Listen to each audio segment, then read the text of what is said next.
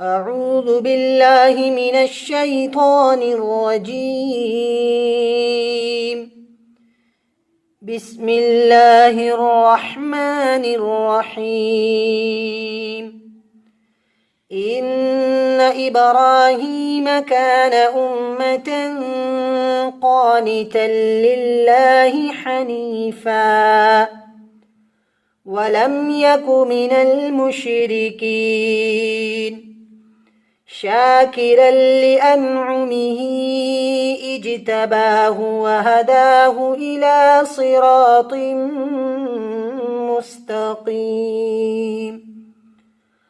وآتيناه في الدنيا حسنة وإنه في الآخرة لمن الصالحين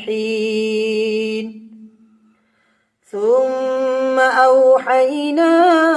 إليك أن اتبع ملة إبراهيم حنيفا وما كان من المشركين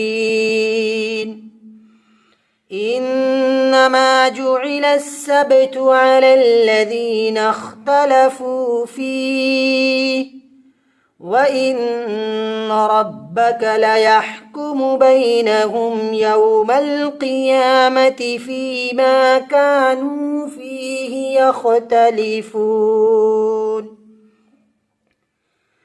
ادع إلى سبيل ربك بالحكمة والموعظة الحسنة وجادلهم بالتي هي أحسن إن ربك هو أعلم بمن ضل عن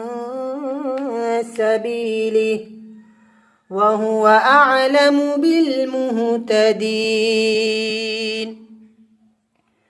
وإن عاقبتم فعاقبوا بمثل ما عوقبتم به ولئن صبرتم لهو خير للصابرين